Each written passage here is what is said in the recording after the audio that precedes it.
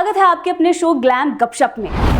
Top news में देखिए, दिसंबर में होने वाली शादी पर एल्विश ने कर दिया है खुलासा, टूट गया है फैंस का दिल। इनसाइडर में जानिए और ही नहीं, 252 करोड़ के ड्रग केस में श्रद्धा और नोरा फतेही का भी है नाम। अब जाएंगे जेल या सफाई आएगी काम। रियलिटी में देखिए, बिग बॉस 19 में अमाल को मिली है तान्या से दूर रहने की नसीहत। भाई अरमान ने तान्या मित्तल पर लगाया है गंभीर आरोप। बिंज वॉच में जानिए फिल्मों का हाल। अजय देवगन की फिल्म दे दे प्यार दे 2 150 करोड़ करेगी क्रॉस या हो जाएगी फ्लॉप। यामी गौतम की हक का हुआ ये हाल। प्रियंका चोपड़ा की वाराणसी सिनेमा घरों में कब देगी दस्तक। कंट्रोवर्सी में जानिए हनुमान जी पर बयानबाजी पर कैसे बुरे फंस गए हैं राजा मौली। दर्ज हो गई है FIR, सालों पहले दे चुके हैं भगवान राम पर भी ऐसा ही बयान। एल्विश यादव ने कम उम्र में ही बड़ा नाम कमा लिया है। वो जल्द ही लाफ्टर शिप सीजन 3 में दिखाई देने वाले हैं। पॉपुलैरिटी के साथ साथ एल्विश की डेटिंग लाइफ और शादी पर भी चर्चा होती रहती है। अब इस पर उन्होंने हाफ इंजीनियर के पॉडकास्ट में खुलकर बातचीत भी की है। एल्विश से जब ये पूछा गया कि आप शादी कब करेंगे, इस पर उन्होंने जवाब देते हुए कहा कि मेरी कब शादी होगी, किससे होगी, बच्चे कितने होंगे, ये सब बता देता हूँ। जहां एल्विश ने लाफ्टर शिप सीजन 2 में भारती के साथ मिलकर अपनी शादी पर बड़ा खुलासा किया था और बताया था कि वो इसी दिसंबर में शादी करने वाले हैं, तो वहीं अब उन्होंने बताया है कि वो अभी शादी के लिए तैयार नहीं है, जिसके बाद उनके फैंस का दिल टूट गया है। वो बेसब्री से उदयपुर में होने वाली शादी का इंतजार कर रहे थे।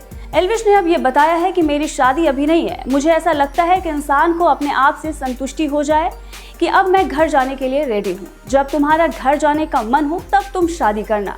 उन्होंने आगे भी बताया कि आर्थिक स्थिति अलग चीज है। मुझे ऐसा लगता है कि अंदर से अभी मैं बच्चा हूँ। अभी मेरी मानसिक समझ नहीं है कि मैं शादी की जिम्मेदारी ले सकूं। एल्विश ने तो अब ये साफ कर दिया है कि अभी उनकी शादी का कोई चांस नहीं है। फिर उनसे ये भी पूछा गया कि अगर आप किसी फीमेल क्रिएटर को डेट पर ले जाना चाहेंगे तो आप किसे ले जाएंगे। इस पर फौरन ही एल्विश ने जन्नत जुबैर का नाम लिया है, जिसके बाद से ही उनके डेटिंग की खबरें चलने लगी है। हालांकि ये खबरें तब भी चल रही थी जब एल्विश ने जन्नत के साथ कोलैबोरेशन पोस्ट की थी।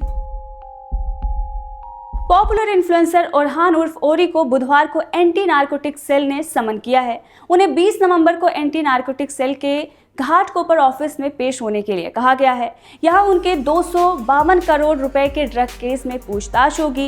इंडिया टुडे के रिपोर्ट के मुताबिक एंटी नारकोटिक सेल अगस्त में दाऊद इब्राहिम के साथ काम करने वाले ड्रग तस्कर सलीम डोला के बेटे ताहिर डोला को दुबई से भारत लाई थी, जिसके बाद पूछताछ में ताहिर डोला ने बयान दिया और बताया कि भारत और विदेशों में होने वाली ड्रग पार्टियों में Bollywood actors, models, rapper, filmmaker और अंडरवर्ल्ड डॉन दाऊद इब्राहिम के रिश्तेदार भी शामिल होते हैं।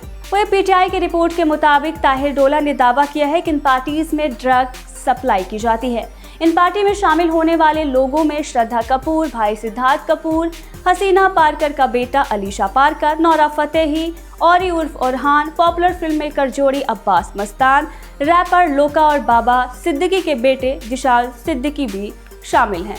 अब आपको तो पता ही होगा, श्रद्धा कपूर ने साल 2017 में रिलीज हुई दाऊद इब्राहिम की बहन हसीना पारकर में हसीना का रोल प्ले किया था, जबकि उनके भाई सिद्धार्थ कपूर दाऊद इब्राहिम के रोल में नजर आए थे। अब नोरा फतेही ने भी ड्रग केस में नाम आ जाने के बाद सफाई दी है और अपनी स्टोरी पर लिखा है, मैं पार्टीज में नहीं जाती, मैं हमेशा फ्लाइट्स में रहती हूँ, मैं वर्कहॉलिक हूँ, मेरी कोई पर्सनल लाइफ नहीं है, मैं ऐसे लोगों के साथ जुड़ती भी नहीं हूँ और अपनी छुट्टी के दिनों में दुबई में बीच पर या अपने हाई स्कूल दोस्तों के साथ पर होती हूँ। मैं अपना पूरा दिन और रात अपने सपनों और लक्ष्यों को पूरा करने में लगाती हूँ। नोरा ने नसीहत देते हुए आगे भी लिखा, जो भी पढ़ते हो उस पर भरोसा मत करो। लगता है मेरा नाम इस्तेमाल करना बहुत आसान है, लेकिन इस बार मैं ऐसा नहीं होने दूंगी। ये पहले भी हुआ है। आप लोगों ने झूठ फैलाकर मुझे बर्बाद करने की कोशिश की थी, लेकिन वो कामयाब नहीं हुई। मैंने चुपचाप देखा जब हर कोई मेरी छवि खराब करने, मेरा नाम बदनाम करने और मुझे क्लिकबेट की तरह इस्तेमाल करने की कोशिश कर रहा था। कृपया मेरा नाम, मेरी तस्वीर उन मामलों में इस्तेमाल करने से बचे जिनका मुझसे जरा भी संबंध नहीं है। इसकी बहुत भारी कीमत चुकानी पड़ेगी। बिग बॉस 19 में जिस भी कंटेस्टेंट के घर वाले आ रहे हैं, उनके निशाने पर सबसे पहले कोई आया तो वो थी तान्या मित्तल। सलमान खान के शो के इस सीजन की सबसे चर्चित कंटेस्टेंट तान्या मित्तल पर जहां अशनूर के पिता ने आते ही चुप्पी साध कर अपना गुस्सा जाहिर किया, तो वहीं अब अरमान मलिक ने भी उन पर गंभीर इल्जाम लगाए हैं। बिग बॉस 19 के फैमिली वीक में अमाल मलिक के छोटे भाई अरमान ने आकर उन्हें सरप्राइज दे दिया। अरमान ने जहां अमाल मलिक को उनकी गलतियां गिनवाई, वहीं उनके गेम को अप करने के लिए उन्हें मोटिवेट भी किया। हालांकि इसी बीच सिंगर अरमान ने तान्या मित्तल पर एक इल्जाम भी लगा दिया। फैमिली वीक में जब अमाल मलिक ने अपने भाई अरमान को अंदर आते हुए देखा तो वो काफी इमोशनल हो गए। अरमान के अंदर आते ही अमाल ने सबसे पहले पापा की नाराजगी को लेकर पूछा, क्योंकि कुछ दिन पहले ही सिंगर ने अपने पिता को फेलियर बताया था। इस बात के जवाब में अरमान ने कहा कि वो बिल्कुल भी ठीक है और चिल हैं। हालांकि बातों ही बातों में अरमान ने तान्या मित्तल को लपेटे में लेते हुए भाई अरमान मलिक को उनसे दूर रहने की नसीहत दे डाली।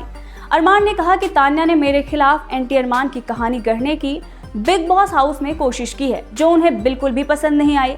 उन्होंने साथ ही अमाल मलिक को तान्या मित्तल से कोसों दूर रहने की नसीहत भी दी है। अरमान ने कहा कि शुरुआत में उनकी दोस्ती अच्छी थी, लेकिन तान्या का अचानक फ्लिप होना उन्हें बिल्कुल पसंद नहीं आया है। अजय देवगन और रकुल प्रीत सिंह की हालिया रिलीज दे दे प्यार दे 2 ने जैसी शुरुआत की थी वो रफ्तार कायम रख पाना इस फिल्म के लिए मुश्किल दिख रहा है और बताया जा रहा है कि फिल्म फ्लॉप की क्लब में शामिल होने वाली है। रिपोर्ट्स के मुताबिक इस फिल्म का बजट करीब 150 करोड़ रुपए के आसपास है। इस हिसाब से फिल्म की कमाई की रफ्तार बेहद कमजोर नजर आ रही है। मेकर्स को उम्मीद थी कि ये फिल्म पहली फिल्म की तरह ही सिनेमा घरों में कामयाब रहेगी।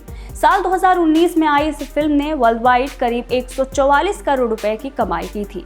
वहीं इसके सीक्वल दे दे प्यार दे 2 को देखकर फिलहाल ये कहना मुश्किल हो रहा है कि यह फिल्म पहली फिल्म के आंकड़े को छू भी पाएगी। सैक निल्क की रिपोर्ट के मुताबिक दे दे प्यार दे 2 ने बुधवार को लगभग 4 करोड़ रुपए की कमाई की है। 150 करोड़ की लागत से बनी फिल्म कुल 50 करोड़ भी देसी बॉक्स ऑफिस पर नहीं वसूल पाए।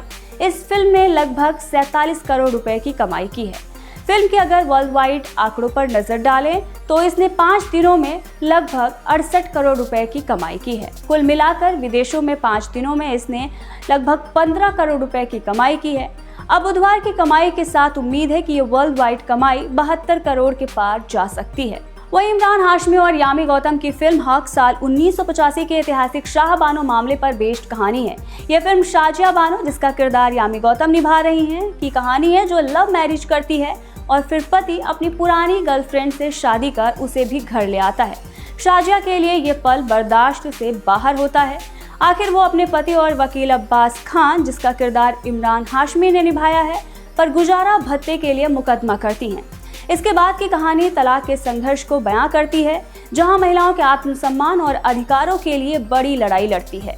कहानी अच्छी है, यामी की एक्टिंग भी दमदार है। कुल मिलाकर आप इस फिल्म को देख सकते हैं। वहीं कमाई की बात करें तो करीब 25 से 30 करोड़ के बजट में बनी ये फिल्म 13वें दिन बुधवार को लगभग 35 लाख रुपए की कमाई कर चुकी है। एसएस राजामौली के डायरेक्शन में बनी महेश बाबू और प्रियंका चोपड़ा की मोस्ट अवेटेड फिल्म का नाम रिवील हो गया है। इस फिल्म का नाम SSMB29 नहीं बल्कि वाराणसी है। मेकर्स ने हाल में ही फिल्म का टीजर जारी करते हुए टाइटल के साथ साथ महेश बाबू का लुक भी रिवील किया है। अब सोशल मीडिया पर वाराणसी फिल्म के ही चर्चे हो रहे हैं। फिल्म में महेश बाबू और प्रियंका चोपड़ा की जोड़ी देखने के लिए फैंस काफी एक्साइटेड लग रहे हैं। इस फिल्म से प्रियंका चोपड़ा भारतीय फिल्म इंडस्ट्री में 6 साल के बाद कमबैक कर रही हैं। अब फर्स्ट लुक और टाइटल के साथ साथ मेकर्स ने फिल्म की रिलीज डेट पर भी खुलासा कर दिया है। प्रियंका चोपड़ा और महेश बाबू की वाराणसी फिल्म जनवरी 2027 में संक्रांति के मौके पर रिलीज होने जा रही है।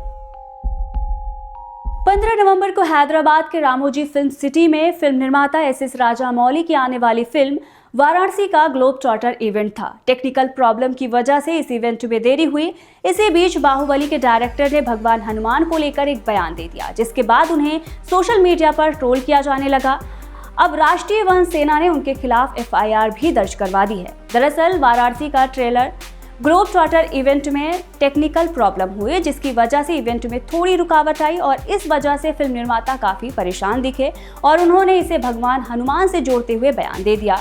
उन्होंने कहा कि ये मेरे लिए एक भावुक पल है। मैं भगवान में विश्वास नहीं करता, लेकिन मेरे पिता आए और कहा कि भगवान हनुमान सब कुछ संभाल लेंगे। क्या वो ऐसे ही संभालते हैं? मुझे बस यही सोचकर गुस्सा आ रहा है। उन्होंने आगे भी कहा कि जब मेरे पिता ने हनुमान के बारे में बात की, मुझे सफलता के लिए उनके आशीर्वाद पर भरोसा करने को कहा, तो मुझे बहुत गुस्सा आया। अब राजा मौली के इस बयान के बाद सोशल मीडिया पर उन्हें ट्रोल किया गया। राष्ट्रीय वन सेना के सदस्यों ने भगवान हनुमान पर उनकी टिप्पणी के लिए उनके खिलाफ शिकायत भी दर्ज करवाई। उनका आरोप है कि राजा मौली के बयान से लोगों की भावनाएं आहत हुई हैं। हालांकि राजा मौली ने अभी तक इस पर कोई भी बयान नहीं दिया है। ऑनलाइन ट्रोलिंग के बीच राजा मौली का एक पुराना ट्वीट भी सुर्खियों में है। 2011 में इस ट्वीट में उन्होंने लिखा था कि उन्हें भगवान राम कभी पसंद नहीं थे और उनकी जगह उन्हें भगवान कृष्ण ज्यादा पसंद है। तो ये थी ग्लैम गपशप में टॉप खबरें, स्टार्स की दुनिया से लेकर रियलिटी शो और कंट्रोवर्सी तक का पूरा अपडेट। कल फिर मिलेंगे नई खबरों, नए पावर पैक्ड अपडेट्स और एंटरटेनमेंट की ताज़ा हलचल के साथ। तब तक देखते रहिए जनतंत्र टीवी। मैं हूं आंचल, कैमरे के पीछे थे मेरे सहयोगी मिनहाज।